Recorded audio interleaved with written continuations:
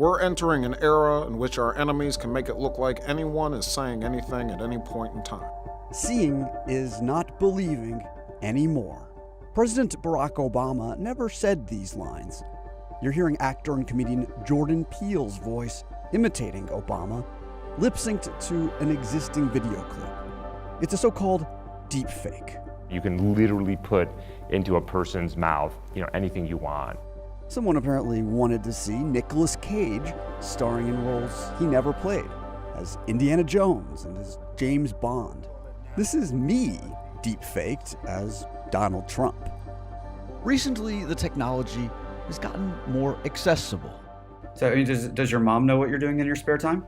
Of course not, no. I wouldn't, want to tell anybody that I do this or I make these fakes. This is the deepfake video of me. That's not my body. That's not me.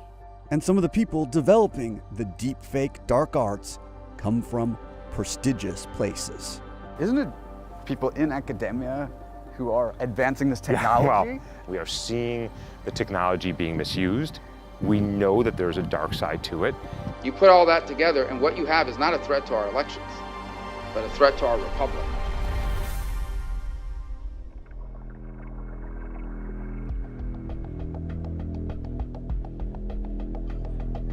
We're at UC Berkeley, here to see Hani Farid, one of the foremost experts in the world when it comes to computer forensics.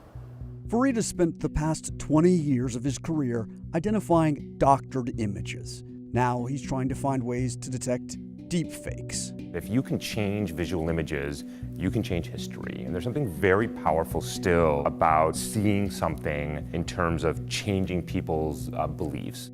Changing photos and history used to be tedious and technical.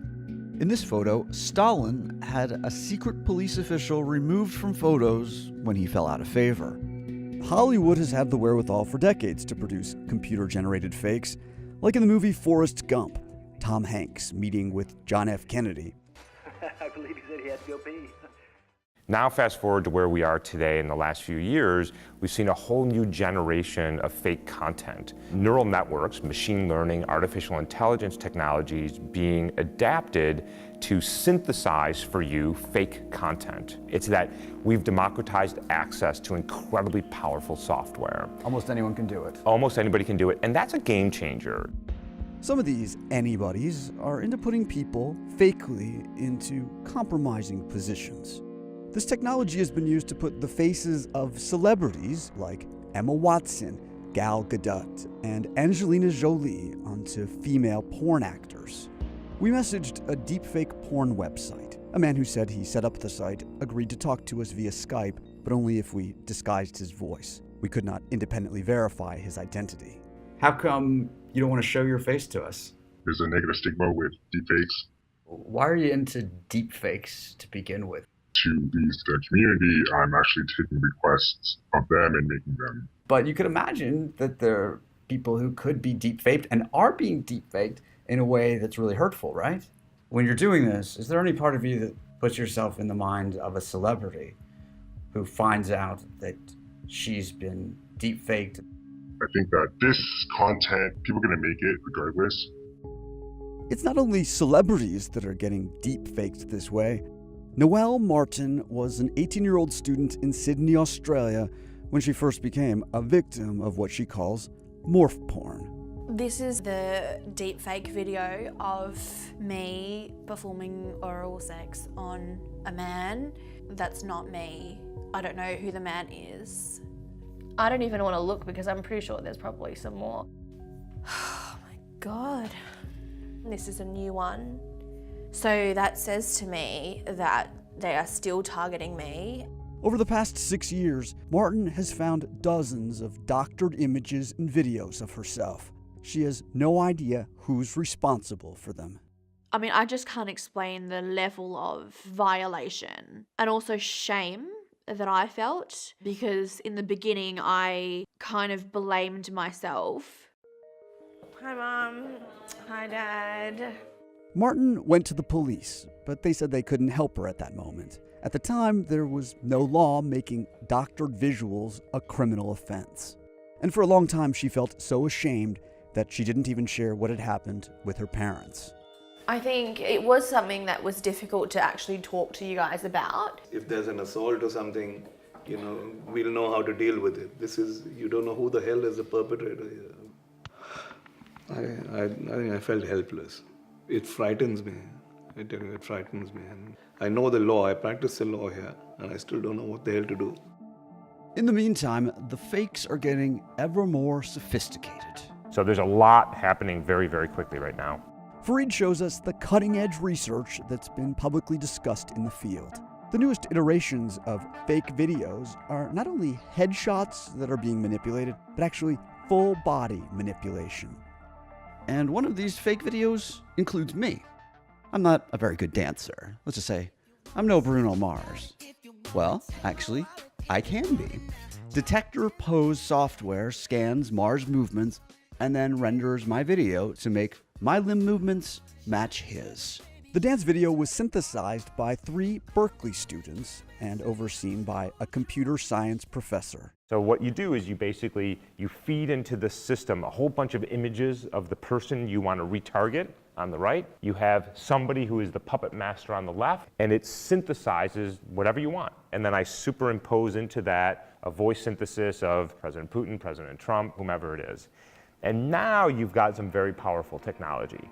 So who makes this next generation of deepfakes? Isn't it people in academia who are advancing this technology? Look, I would not criticize my colleagues, but I would urge them to spend more time thinking about the consequences of developing this type of technology, because the fact is, it's not a hypothetical anymore. We are seeing this happening. We are seeing the technology being misused. So do you think there's a plausible scenario under which deep fakes result in war? Honestly, I don't think that's a stretch. Nuclear war being launched? I don't think it's likely, but I don't think it's out of the question. Imagine the following scenario. Video is produced of Donald Trump saying, "I've just launched nuclear weapons against North Korea." That video goes onto Twitter and goes viral in 30, 60 seconds. North Korea responds in another 60 seconds before anybody figures out that the video is fake. How are we going to believe anything anymore that we see? And so to me, that's a real threat to our democracy. Another threat are instances where there is only one recording. And when you're a star, they let you do it. You can do anything. Whatever you want. Grab them by the In the future, Fareed thinks that politicians like Donald Trump could just claim that a recording like this one is computer-generated. Although the president first apologized for the words he used in this video, over a year later, news reports said that Donald Trump was now describing the recording as not authentic. So what can be done about computer-generated fakes? In Australia, Noelle Martin decided to speak out. Can I get a show of hands who here has ever Googled themselves? Martin also contacted lawmakers and was able to help bring about a law that criminalizes non-consensual deepfakes. I stood with the Attorney General of New South Wales at the press conference when he announced the laws. I think I just got so emotional because while I didn't get the justice that I had been looking for, just him recognizing the harm that I had experienced was very healing. There is no law that criminalizes deepfakes in the United States. But could artificial intelligence help in spotting computer-generated videos? Let's say you had a video that came before you and you're asked, is this real or not?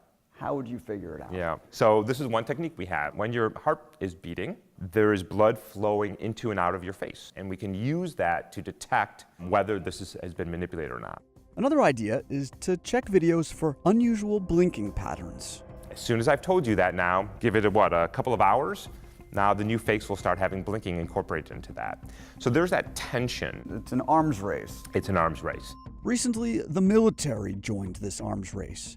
Fareed is part of a research program financed by the Pentagon to find new forensic methods to uncover computer-generated fakes.